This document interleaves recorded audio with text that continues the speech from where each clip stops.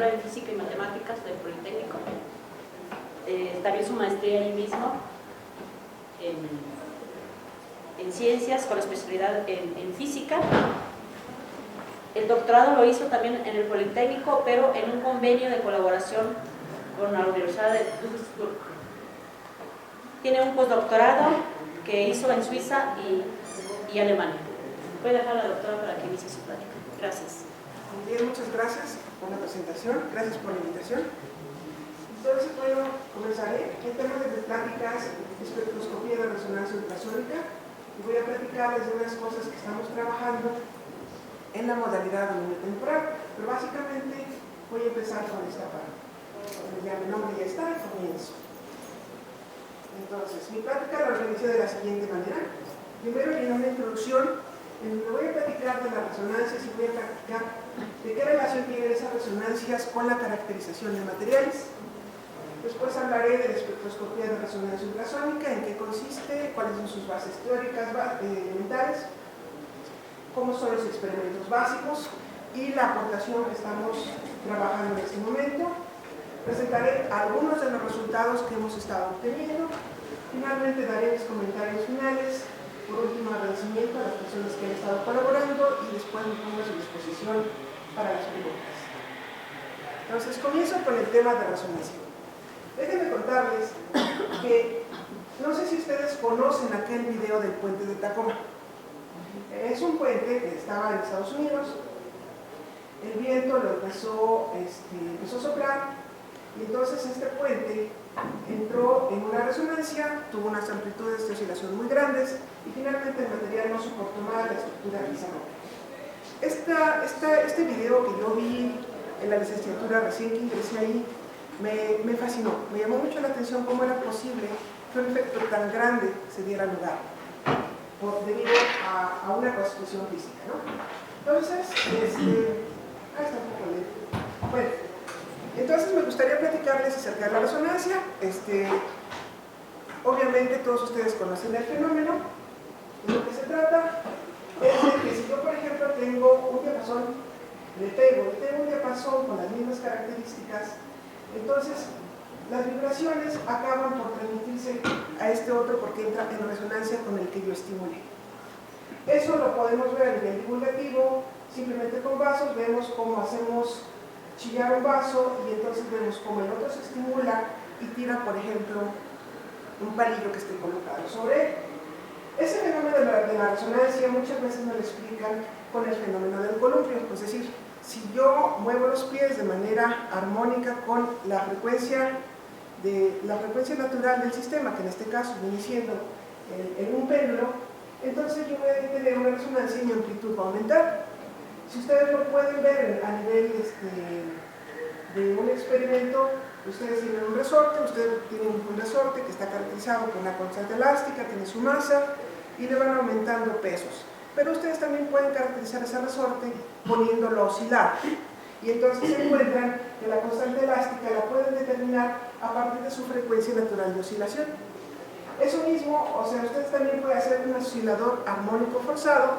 Si ustedes toman el oscilador armónico y lo empiezan a hacer vibrar, y entonces si ustedes tienen la frecuencia adecuada, empiezan a tener oscilaciones diferentes. Obviamente los modos normales dependen qué cantidad, o sea, eso que se llama las frecuencias naturales de oscilación corresponde a ciertos modos de vibrar. Esos modos de vibrar dependen de cuántos grados de libertad tenga mi sistema. Tengo un péndulo, tengo una frecuencia natural, es decir, un modo de oscilar, tengo dos masas en un péndulo doble y entonces tengo dos frecuencias naturales de oscilación, dos modos normales de oscilación y así aumentando el número de masas, aumentando mi sistema. Mientras más grados de libertad tenga yo, pues más modos normales tengo. Entonces nada más simplemente para recordarles que un modo normal es una forma o modo de oscilar de un sistema en que todas sus partes se mueven a la misma frecuencia. Esto también se puede utilizar ya a nivel macroscópico. Ya no tengo una masa, no tengo dos, no tengo tres, tengo un conjunto de masas, por ejemplo en el caso de una varilla, que es un material, pero yo puedo excitar sus modos de vibración longitudinales de una manera muy simple. Si yo tomo mi varilla, por ejemplo, en la parte central, le pego y entonces adquiere una onda estacionaria, es la que se establece, la más fácil de establecer la vibración longitudinal, y entonces yo puedo medir ese sonido con un micrófono y pasarlo a un osciloscopio. Si yo tomo el punto de sujeción en puntos diferentes, por ejemplo, a un cuarto, a un sexto, a un octavo, es decir, a 1, 22 a la n, entonces yo estimulo diferentes longitudes de ondas que me establecen una onda estacionaria. Y entonces yo puedo medir, o sea, conociendo esa longitud de onda y midiendo la frecuencia que yo estoy obteniendo del sonido, yo puedo obtener la velocidad del sonido en el material del que esté trabajando. Y esa velocidad del sonido yo la puedo asociar con una característica del material que sería el módulo de Young y su densidad. Si se hace un ajuste, bueno, ustedes obtienen una manera no destructiva de medir el módulo de Young. Esto de las resonancias ya lo vimos para una masa, para dos masas, tres masas, para una varilla, que sería el caso unidimensional, pero también se puede ver en un modo bidimensional y en un modo tridimensional. De las más vistosas serían las placas de Chladni, en donde este señor parece ser que andaba con Napoleón y quería demostrarle a Napoleón que el sonido era posible de dar. Entonces lo que hizo fue tomar una placa, colocarlo de alguna manera, ya sea con un bastidor alrededor o con un punto de sujeción, y tomando un arco de violín, estimuló ciertas frecuencias. Y entonces a la hora de hacer eso, si poníamos sal sobre la placa empezaba a vibrar y entonces adquiría ciertos patrones. Esos patrones son los patrones de los llamados patrones de Chladni. De hecho, cuando tratábamos de verlo de manera divulgativa, compré un arco de violín y lo hice. Y en efecto, conseguí estimular dos modos. El problema es que rompí el arco de violín. Entonces decidí que no era muy práctico y entonces nos fuimos a las cosas ya del siglo XX, y ahora ya estamos en el siglo XXI, pero estas cosas todavía son del siglo XX. Entonces lo que hice fue usar un generador de funciones, amplificar esa señal, ponérsela a una bocina, una señal sinusoidal, poner la placa metálica, por supuesto la bocina no va en contacto con la placa, tengo un solo nodo definido por este bastidor, por este punto de sujeción, y entonces pongo sal sobre la placa y utilicé dos tipos de placa, una placa circular grande, 40 centímetros de diámetro, y una placa cuadrada de 40 por 40, y estos fueron los modos que obtuvimos. Entonces, los modos dependen, como ustedes ven, pues de ciertas frecuencias que son características, y siempre que yo pongo esas frecuencias tengo esos patrones. Si ustedes comparan con la placa cuadrada, se ve que también obtenemos patrones, pero los patrones son diferentes, las frecuencias son diferentes, es decir, a pesar de que es el mismo material, con la misma placa grande, cortamos dos pequeñas, los patrones son diferentes, las frecuencias son diferentes. Es decir, lo que yo estoy teniendo es que los modos normales, las frecuencias naturales del objeto, dependen no solamente de su material, pero también de su simetría. Y entonces, eso ya lo sabían las personas que allá desde muchos años han hecho campanas. Si yo tengo un molde de campana, le pongo un cierto material, suena de un modo. Si le pongo otra aleación, suena de otro modo. Si la campana tiene una fisura o alguna cosa, suena diferente. Entonces depende cuál es la geometría, depende del material, y yo también puedo estimular modos normales en 3 dimensiones. ¿Para qué todo esto? Bueno, a mí me interesa determinar las constantes elásticas, o sea, caracterizar un material de acuerdo a sus propiedades. Entonces, ustedes saben que para caracterizarlo de la manera más simple, más directa, es suponer que vale Cook. Y entonces tenemos el tensor de esfuerzos, el tensor de deformación, y tenemos una matriz que está en el tensor que me relaciona ambos a primera aproximación. Y entonces tengo que determinar 36 coeficientes elásticos en principio, pero debido a la simetría, yo puedo ir reduciendo dependiendo del material, qué tipo de material es isotrópico, es homogéneo, es ortotrópico, etc. Yo puedo reducir el número de constantes elásticas que a mí me interesa conocer, porque los dos son independientes. Para el caso de un sólido isotrópico, lo más fácil, solo necesito dos parámetros. Ahora, para la caracterización de materiales necesito saber esas constantes elásticas. Hay varias técnicas, hay de hecho 3 tipos de técnicas. Una es una técnica cuasiestática. En una técnica cuasiestática, yo estiro mi material ya sea hasta que se rompa o lo comprimo, En fin, o lo hago de manera repetitiva, pero que esté abajo de las frecuencias naturales del sistema, de tal manera que mantenga el equilibrio mecánico. Entonces yo comparo el estrés mecánico inducido sobre el material en función de su deformación.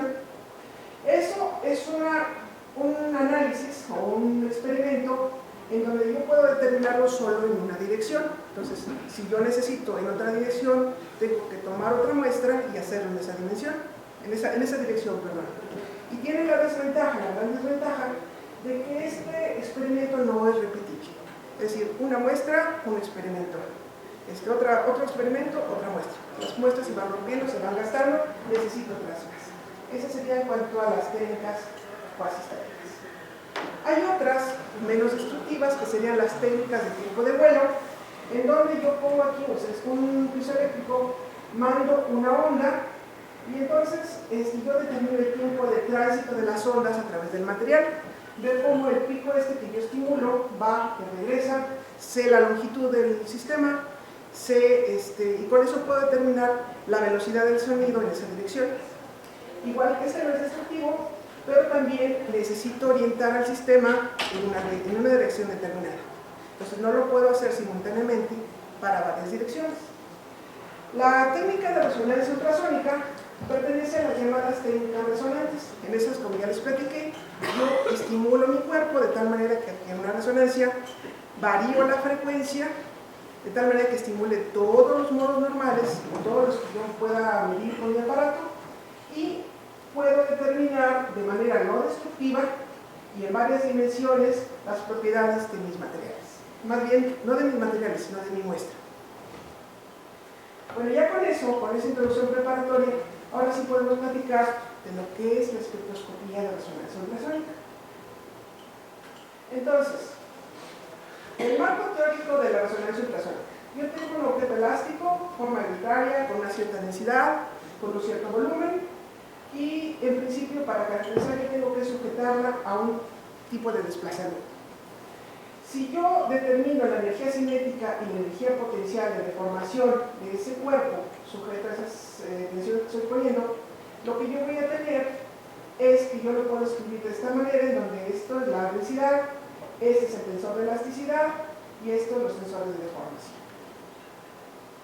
Ahora, si yo asumo que mi estimulación o que mi modo que se me mueve mi cuerpo es debido a un movimiento oscilatorio, yo puedo reescribir esta energía cinética y esta energía potencial en unas cosas que ya se parecen mucho a cuando yo estoy trabajando, por ejemplo, con mi péndulo doble, con mi cadena triple, con mi cadena lineal, etc.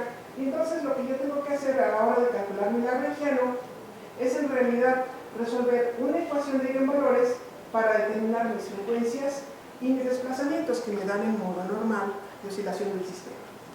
Entonces, eso es todo lo básico, clave para el sistema de resonancia ultrasónica. Ahora, ¿cómo estimulo yo mi sistema a varias frecuencias? Yo tengo en el arreglo experimental básico se tiene lo siguiente. Tengo un generador de señales, lo conecto a un piso eléctrico. Ese piso eléctrico me va a estimular esos modos normales. Va a ser una estimulación pues forzada. Tengo mi material y lo coloco sobre ese piso eléctrico, le coloco otro en el otro extremo. Ustedes se fijan, esta colocación de la muestra es muy peculiar. Está tocando los extremos, en este caso de un cubito, de tal manera que el sistema tenga poco acoplamiento con los pisos eléctricos. Es decir, no quiero apagar modos. Si se acuerdan las placas de Chladni, cuando yo tengo el punto de sujeción en el centro, mi patrón depende de esas condiciones a la frontera. Si yo pusiera otra condición en la frontera, tendríamos patrones diferentes. Apagaría algunos, permitiría libertad para otros. Por eso es que se ponen en los puntos extremos. Después de que esta estimulación llegue aquí, entonces yo voy a tener el paso de esta onda de vibraciones hacia acá y lo voy a pasar al amplificador. Esto lo conecto a un detector locking que está acoplado con la señal de referencia para filtrarme cualquier cosa que no sea la frecuencia de estimulación y finalmente puedo tener mi medición en la computadora. Las ventajas de las técnicas ya lo mencioné, es una técnica no destructiva y en principio requiero una sola medición, es decir, un solo espectro para poder caracterizar el sistema. Ahora, eso de que es una sola medición es relativo. O sea, cada punto de locking implica varias cosas. Por ejemplo, aquí hicimos una medición por el osciloscopio de cómo se ve la onda de excitación con la respuesta. La rosa es la pequeña. Si ustedes se fijan, es una medición relativamente, o sea, la respuesta es relativamente pequeña en comparación con la estimulación y además está en fase. Entonces yo tengo una cierta relación salida-entrada. Cuando yo aumento la frecuencia, es decir, cuando yo estoy entrando a una resonancia, entonces esta amplitud va creciendo. Esto correspondería, por ejemplo, a un punto aquí, en que mi estimulación va creciendo y voy teniendo una señal de salida mucho mayor.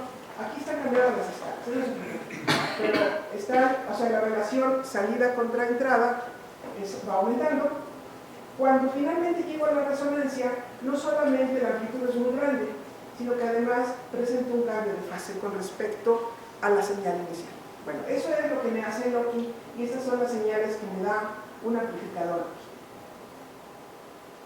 Ahora, ese es el arreglo básico. Por supuesto, se puede complicar. Una cosa, por ejemplo, es que ese sistema, si lo dejo en aire, está acoplado con el aire. Entonces yo le puedo poner una cámara de vacío. Puede que me interese hacerlo en función de la temperatura. Le puedo poner una cámara con temperatura. Ahora, también hay un problema. Los lockings, por lo general, los más estándar son desde 0.3 Hz hasta 100 kHz nada más. Para poder hacer mediciones en un espectro mayor necesito un locking mayor, utilizar un convertidor, un sintetizador dual de tal manera que yo pueda irme a frecuencias mayores. Esa es una de las posibilidades para extender el alcance de esta técnica. Hay otros métodos, por ejemplo, yo estimulo, pero no detecto la vibración a través de otro piso eléctrico que esté acá arriba, sino que lo hago por medios interferométricos. Es como el caso de Chladni, en lugar de ponerle sal a la muestra, pues simplemente le pongo luz y entonces veo las interferencias que me está produciendo y entonces estoy teniendo ese patrón de interferencias y así puedo saber los modos normales y las frecuencias del sistema. Pero te puedo preguntar una. Por supuesto. De los modos normales tienes longitudinales y transversales, ¿no? Ajá, y torsionales. ¿Y eso los pueden distinguir? ¿Pueden saber cuál es cuál? Sí, se puede hacer un análisis teórico para determinar cuál es cuál. O sea, en el caso en este caso no sé desde el punto de vista interferométrico cómo lo están haciendo, pero en principio, de acuerdo a la frecuencia que estás teniendo y de acuerdo a tu geometría, puedes saber si estás en un modo torsional, en un modo longitudinal, etc. No son degenerados, no tienen dos modos. Son degenerados dependiendo de las dimensiones de la muestra. Si tú tienes una muestra, por ejemplo, un cilindro de cierta longitud, aumentas la longitud o cambias, en lugar de tener una sección transversal circular, tienes una cuadrada, hay modos que se van degenerando, es decir, más bien que se van rompiendo, generaciones que se van rompiendo. Puedes tener una esfera, la puedes ir deformando y vas aumentando el número de modos fundamentales de ese sistema. Sí, depende fuertemente de eso. Pero entonces sí tienes que tener análisis teórico para poder... Claro. En este caso, aquí ya pueden verlos desde arriba, por lo menos en una dirección, pueden ver ciertos modos que en este caso serían de una placa, parecida a una placa visto por la parte de arriba. Los torsionales no sé si aquí los puedan diferenciar.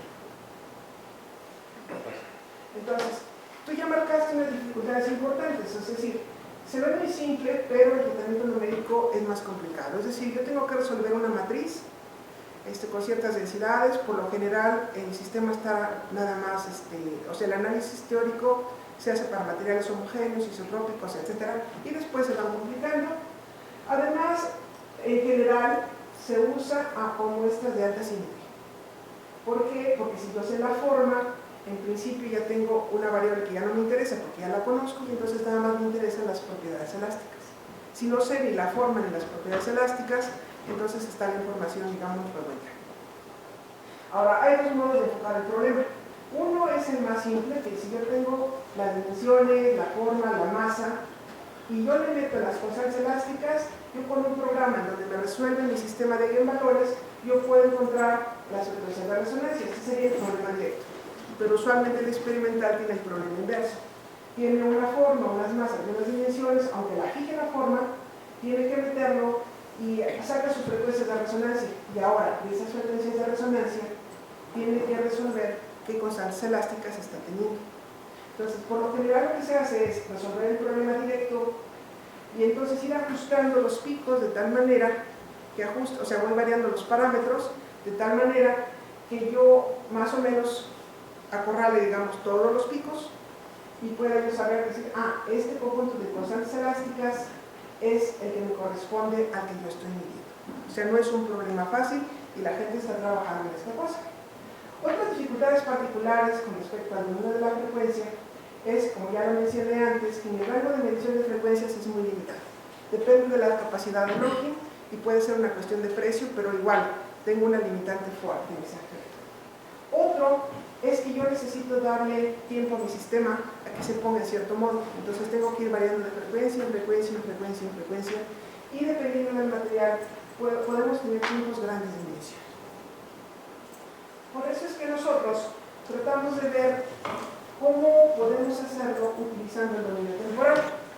Si se comparan este sistema con el sistema básico que mostré anteriormente, este es mucho más fácil. Tengo un generador de funciones, lo pongo en mi piso eléctrico oscila con una cierta frecuencia que yo le estoy dando aquí, pero en este caso no voy a usar una señal sinusoidal, sino un pulso. Tengo mi muestra, mi respuesta, me va a medir pulsos, pero unos pulsos complicados, y esa me la va a mandar al osciloscopio. Y entonces el trabajo es cuando empieza. El trabajo va a ser que después voy a tener que determinar de las transformadas de Fourier, tanto la señal de entrada como las de salida, y determinar cómo es el espectro. Las ventajas es que son tiempos cortos de medición. Yo puedo medir 5 o 6 muestras en un ratito.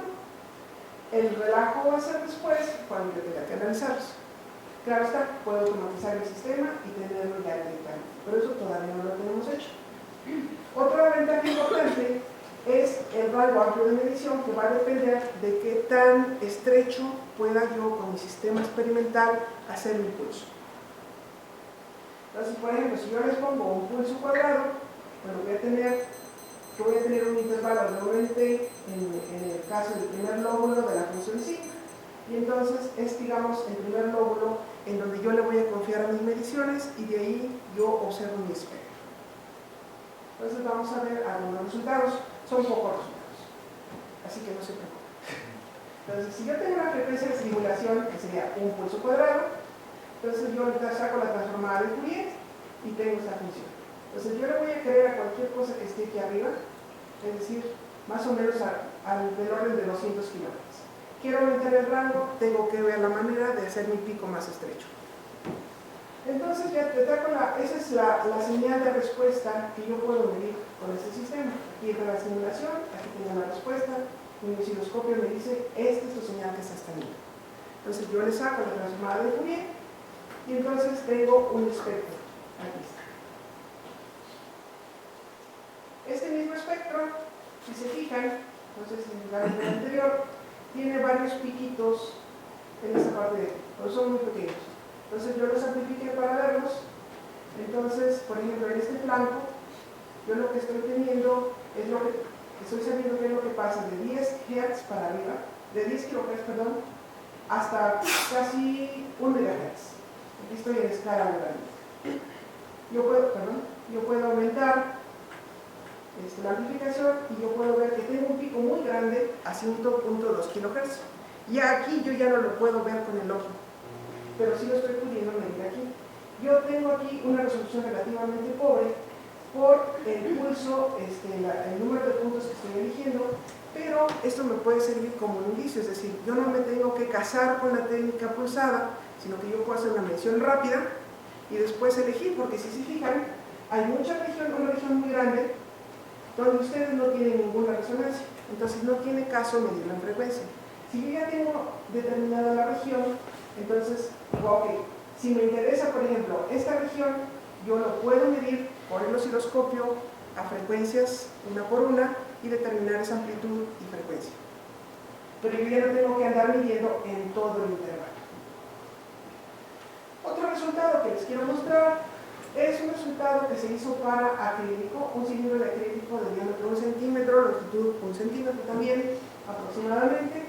Y entonces yo tengo una respuesta que se ve horrible, Pero si ven una respuesta publicada también de acrílico, nada más que es otra dimensión, si ustedes se fijan, tengo esta parte de aquí, es precisamente esa parte que estoy viendo. Estoy considerando el mismo tipo de piso eléctrico que esta persona, el señor Lex, y encontrando aquí, aunque es una señal muy ruidosa, yo no puedo medirla aquí ya con el locking para acrílico, eso ya lo intentamos. Entonces, ahorita queremos implementar esta opción utilizando únicamente el osciloscopio en dominio de frecuencias. Y bueno, ya casi, entonces vienen mis comentarios finales. Entonces, en esta plática, lo que se hizo es destacar primero relaciones modos normales con propiedades mecánicas para determinar su tensor elástico.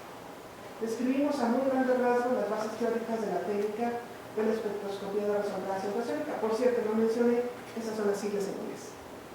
Se describió el experimental básico, su diferencia en cuanto a modo de adquisición, tanto con la modalidad de frecuencia como la modalidad temporal, y se mostraron un par de mediciones de espectros que obtuvimos con la modalidad temporal. Esta investigación, les quiero hacer hincapié, está en proceso. Falta una validación estricta, es decir, tenemos que medir nuevamente con locking y con osciloscopio el dominio de frecuencia para ver las diferencias con respecto a la modalidad pulsada. Y la aplicación es que esta aplicación, como es rápida, es útil cuando tenemos muestras sensibles al entorno, por ejemplo, huesos. Y ahí probablemente va a haber en ese momento una pregunta, y si no, después comento más. Ya finalmente presento los agradecimientos. Agradezco a las fuentes de financiamiento, de ahí de la Universidad de Guanajuato, con la CIT, y a los estudiantes del Laboratorio de Propiedades Mecánicas de la División, la estudiante de doctorado que está trabajando en este proyecto, Paulina Hernández Becerra, Olivia, que es una estudiante común con la doctora Amalia, que está haciendo el doctorado, pero que también ha estado participando en las discusiones, la estudiante de licenciatura de Ana Guadalupe Ramírez Infante, que está trabajando con Phantoms para estudiar el efecto de la forma en los espectros. No ver el espectro analizado de manera teórica y tener una determinación ya sea directa o problema inverso, sino ver cómo van cambiando los picos dependiendo de cambios pequeños en la forma, de tal manera que podamos parametrizarlo de otro modo. Al estudiante Eduardo Alberto Pérez López, que está viendo la parte de los huesos, que está viendo la parte de contenido elemental en los huesos, el estudiante de Servicio Social Profesional, que nos está ayudando mucho con el programa de análisis de la determinación de los nodos de las frecuencias, más que nada, el estudiante Gerardo, que nos está ayudando mucho en la implementación de las cosas en el laboratorio, y colegas con los que se ha discutido ese proyecto, Francisco Miguel y Arturo de la División de Ciencias e Ingenierías, el señor que antes estaba en el taller, que nos maquinó las piezas con las que estamos trabajando, y a la persona encargada del laboratorio, de la parte, o sea, de técnica laboral. Y bueno, ahora sí ya me pongo a su disposición. Muchas gracias.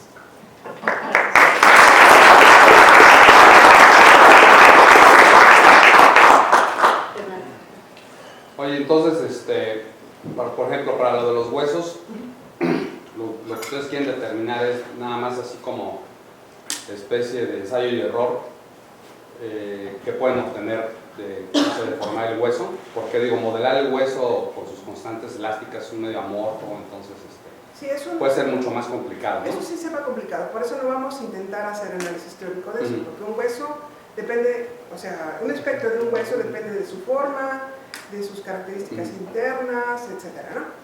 Lo que vamos a ver es en el caso de las, como obtener patrones, o sea, hacer una estadística de huesos con una misma característica, por ejemplo, longitud o mismo grosor, y entonces hacer un conjunto de patrones, o sea, los patrones serían en este caso mis espectros, y hacer, digamos, un patrón modelo que me represente un hueso sano. La intención es estudiar osteoporosis, es decir, qué pasa cuando el hueso se va carcomiendo por dentro, se va poniendo más poroso. Obviamente, no quiero modelarlo en detalle, sino que quiero ver de la variación de los espectros, cómo se van moviendo con ciertas características, para de ahí poder determinar algún parámetro que me diga, ajá, cuidado, este hueso ya está mal. Una especie de catálogo, ¿no? Una especie de catálogo. Ahora, obviamente, esto Esto todavía está ex vivo, estamos trabajando con huesitos de rata. En algún futuro vamos a intentar meter estos en algún medio de acoplamiento para ver si encuentro una resonancia muy particular, que sea muy grande, de tal manera que esa es la que yo pueda monitorear cuando quiero determinar ese fenómeno de osteoporosis. Otra dirección que estamos tratando es precisamente interpretar esos espectros en términos de parámetros eléctricos, o sea, utilizando un modelo eléctrico para las resonancias, para parametrizar de otra manera. O sea, estamos trabajando en ambas direcciones. Oye, y otra pregunta, ¿han tratado de determinar de sus experimentos la velocidad de propagación del sonido en, no sé, cobre o el cilindro este que es? Eso es fácil, eso es fácil. Con ECO lo puedo hacer muy fácil. Ajá. Pero con el método, o sea, que salga del método la velocidad de propagación o no. No lo hemos hecho. Y en realidad, déjenme pensar. Porque digo, método no, o sea, yo lo puedo colocar simplemente paralelo, es decir, yo pongo un piso eléctrico abajo, ya no en esa posición tan extraña de la colocación de la muestra, sino con una longitud determinada. Entonces yo puedo mandar un pulso y medir el tiempo de tránsito. Entonces esos son los problemas y puedo determinar la velocidad del sonido. Sino que se me ocurre con el análogo óptico de tener materiales birrefringentes, ¿no? Que tienen dos ejes de propagación, dos velocidades de propagación. Seguramente, o sea, esto tiene que ver con la estructura cristalina, que es de lo que dependen las constantes elásticas finalmente, ¿no? Entonces, se me ocurría si pueden usar este método para medir birrefringencia sónica. No lo habíamos pensado, pero tal vez sí, porque el señor de que leí el artículo, comenta precisamente que la cristalografía tiene un interés muy importante, depende de cómo coloque yo mi muestra. Puedo tener los espectros diferentes, muy directos. Pero ahí, para que haya refringencia, necesitas una onda transversal y las ondas sónicas son longitudinales. No necesariamente. No, pero no es que ahí tienes acoplamiento con el tensor elástico, acoplas, sí, claro. Por eso fue mi pregunta. ¿Podrías, en vez de hacer un piezoeléctrico que empuje un piezoeléctrico? Claro, sí, exacto. Sí, de hecho, tengo dos piezoeléctricos, uno compresional, y dos pares, uno compresional y uno de modo Sher. En ese sí se puede, podría haber refringencias. Los que mostré son de modo Sher todos, porque la parte del espectro más grande, las frecuencias altas, esos son los más sensibles. Gracias. Muchas gracias, está padrísima la plática. De hecho, lo que nosotros trabajamos es exactamente lo mismo, pero con ondas electromagnéticas. Es la misma idea del dominio en el tiempo. Sería muy interesante platicar al final porque ya tenemos mucha de la herramienta matemática del análisis muy trabajada. Francisco. En el análisis teórico que hacen el Bose-Eigenvalor, ¿qué método utilizan para resolver situaciones? ¿Diferencias finitas o un software? No, Rayleigh-Ritz. ¿Perdón? Rayleigh-Ritz. O sea, realmente lo que se hace es poner como píxeles, es decir, se tienen que resolver unas integrales. Anteriormente se habían resuelto con funciones especiales para geometrías definidas. Después se encontró que una manera de hacerlo era ponerlo en términos de x y z, o sea, hacer la división, y con eso, de esa división, resolver las integrales. Simplemente se hace una expansión en Taylor de la general y se toman monomios y se van cortando diferentes grados del monomio, y así se va resolviendo. También se puede hacer análisis modal para el elemento finito. Eso, desgraciadamente, no lo sabemos hacer, pero también se puede. ¿Alguna otra pregunta? Solo una pregunta. En cuanto al tamaño de los objetos, yo creo que tienes ahí los piezoeléctricos, tienen que ser muy pequeños, ¿verdad? No pueden ser objetos grandes. Una vez lo hicimos con una varilla, o sea, una varilla de 90 centímetros.